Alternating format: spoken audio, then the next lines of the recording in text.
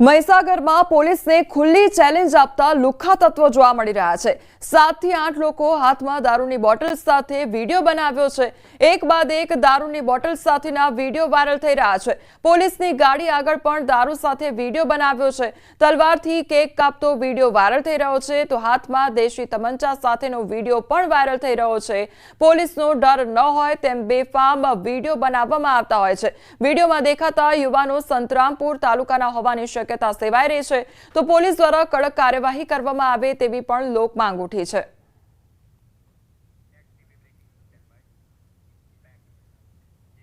અમદાવાદની 7th day school સામે AMC હવે હરકતમાં આવ્યું છે। એએમસી એસ્ટેટ કમિટીમાં 7th ડે સ્કૂલનો મુદ્દો ઉઠ્યો છે। શાળાની જગ્યા પર ગેરકાયદેસર બાંધકામ છે કે નહીં તેની તપાસ કરવામાં આવશે। શાળાને ફાળવેલ જગ્યામાં નિયમોના પાલન અંગે પણ તપાસ કરવામાં આવશે। જગ્યાની માપણી સહિતના મુદ્દે પણ તપાસના આદેશ આપવામાં આવ્યા છે। એએમસી દ્વારા ભાડા પટ્ટે અપાઈ હતી જગ્યા તો એએમસી દ્વારા શાળાને ટોકન ભાડે અપાઈ હતી જગ્યા અને નિયમ ઉલ્લંઘન થયું હશે તો સ્કૂલ પર કાર્યવાહી પણ કરવામાં આવશે। જગ્યા જે લીઝ પર આપી છે લીઝના નિયમોનું પાલન થયું છે કે કેમ અને એની જે શરતોની પૂર્તતા થઈ છે કે એની તપાસ કરવાનું કીધું છે અને બીજું કે તાત્કાલિક એટલે એને જે બી કાર્યવાહી કરવાની થતી હોય એનું નક્કી કરીને જાણ કરવાનું કીધેલું છે। ગેરકાયદેસર બાંધકામની તપાસ માટે કંઈક સૂચના આપી? એક એ પણ સૂચના આપેલી છે કે એમાં તપાસ કરીને જે પરવાનગી વગરનું બાંધકામ હોય એનું પણ આપણે તપાસ કરીને જાણ કરવા કીધેલું છે। જૂનાગઢના ડુંગરપુર ગામમાં સિંહના આટાફેરા જોવા મળ્યા છે। શિકારની શોધમાં 3 સિંહ ગામમાં ઘૂસ્યા હતા।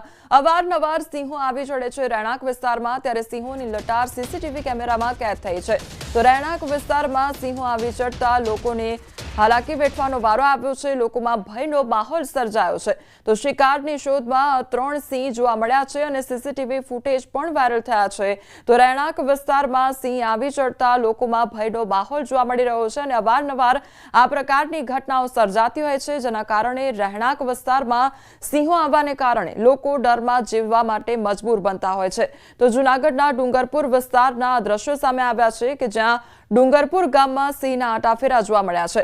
સંવાદદાતા અમાર અમારી સાથે જોડાઈ ગયા છે। અમાર સિંહોના જે આટાફેરા છે તે ડુંગરપુર ગામમાં જોવા મળ્યા છે। શું આ દર વખતે આ પ્રકારની ઘટના ત્યાં આગળ જોવા મળતી હોય છે?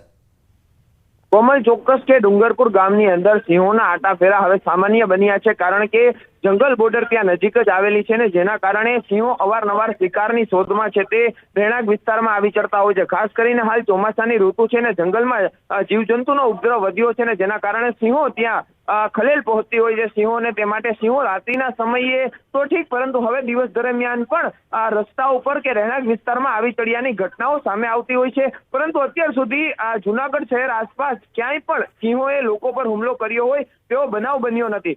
બીજી તરફ આ 3 જેટલા સિંહો છે કે જે એક સાથે જ રહે છે આ પહેલા પણ પાતાપુરની સીમમાં જોવા મળ્યા હતા એટલે આ જે સીસીટીવી છે તે સામે આવ્યા છે। જી અમાર સમગ્ર માહિતી બદલ આપનો આભાર। સુરતના વેસુમાં અસામાજિક તત્વોનો આતંક સામે આવ્યો છે। સોસાયટીના ગેટ બહાર લાગેલા ધાર્મિક પોસ્ટર ફાડવામાં આવ્યા છે। નજીકમાં આવેલી દુકાનોના પણ પોસ્ટર ફાડી આતંક મચાવવામાં આવ્યો છે। એક ટેમ્પો સહિત ઓટો રિક્ષામાં તોડફોડ પણ કરવામાં આવી। પોલીસે સીસીટીવી ફૂટેજના આધારે 2 આરોપીને ઝડપી પાડ્યા છે। શૈલેષ બારિયા અને શિવા નાઇકની ધરપકડ કરવામાં આવી છે। આરોપીઓને જાહેરમાં લાવી પોલીસે કાયદાનો પાઠ ભણાવ્યો છે। કાન પકડાવી આરોપીઓ પાસે જાહેરમાં માફી મંગાવી છે તો ગણેશજીની શોભાયાત્રા દરમિયાન ડીજેમાં સોંગ વગાડવા બાબતે તકરાર થઈ હતી જેની અદાવત રાખી આરોપીઓએ ગણેશના પોસ્ટર ફાડી ધાર્મિક લાગણી દુભાવવાનો પ્રયાસ કર્યો હતો।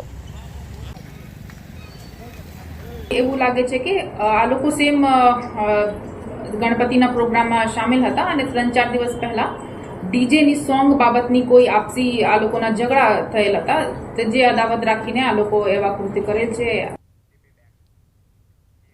પ્રધાનમંત્રી નરેન્દ્ર મોદી આગામી 25 ઓગસ્ટના રોજ ગુજરાતના પ્રવાસે છે ત્યારે તેઓ ₹1400 કરોડથી વધુના વિવિધ રેલવે પ્રોજેક્ટ્સ દેશને સમર્પિત કરવાના છે। આ પ્રોજેક્ટ્સથી ખાસ કરીને ઉત્તર ગુજરાતના મહેસાણા, પાટણ, બનાસકાંઠા, ગાંધીનગર સહિતના જિલ્લાઓને લાભ થશે। આ રેલવે પ્રોજેક્ટ્સ રિજનલ કનેક્ટિવિટી, ઔદ્યોગિક વિકાસ, લોજિસ્ટિક્સ, કાર્યક્ષમતા અને રોજગાર સર્જનને પ્રોત્સાહન આપશે। આનાથી દૈનિક મુસાફરો, પ્રવાસીઓ અને વ્યવસાયો માટે મુસાફરી સરળ અને ઝડપી બનશે। વધારાની લાઇન ક્ષમતાના કારણે અમદાવાદ દિલ્હી રૂટ પર વધુ ઝડપે ટ્રેનોનું સંચાલન થશે તો માલગાડીઓની ગતિ અને કાર્યક્ષમતામાં પણ નોંધપાત્ર સુધારો થશે। આમાં પ્રોજેક્ટ્સ ગુજરાતની આર્થિક પ્રવૃત્તિઓને નવી ઉર્જા પ્રદાન કરશે। તો પીએમ મોદી આવનારા સમયમાં ગુજરાતના પ્રવાસે છે ત્યારે 25 તારીખે તેઓ ગુજરાતના પ્રવાસે છે। અમદાવાદ દિલ્હી રૂટ પર કનેક્ટિવિટી પણ વધારવામાં આવશે તો માલગાડીઓની ગતિ અને કાર્યક્ષમતા સુધારશે તેમજ લગભગ 1400 કરોડ જેટલી જ વિકાસ કાર્યોની ભેટ છે તે ગુજરાતવાસીઓને મળવાની છે। 1400 કરોડથી વધુના રેલ પ્રોજેક્ટ્સની ભેટ પીએમ મોદી દ્વારા આપવામાં આવશે અને આને કારણે અમદાવાદ દિલ્હી રૂટ પર કનેક્ટિવિટી પણ વધશે।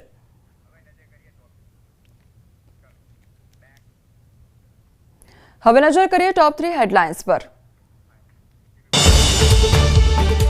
આગામી દિવસોમાં પણ રહેશે વરસાદનું જોર, 28 ઓગસ્ટ સુધી ભારે વરસાદની આગાહી। અમદાવાદમાં વિદ્યાર્થીની હત્યા મુદ્દે વિરોધનો વંટોળ, કાલુપુર રાયપુર કાપડ માર્કેટ પણ બંધ। જૂનાગઢના ડુંગરપુર ગામમાં સિંહના આટાફેરા, શિકારની શોધમાં 3 સિંહ ગામમાં ઘૂસ્યા।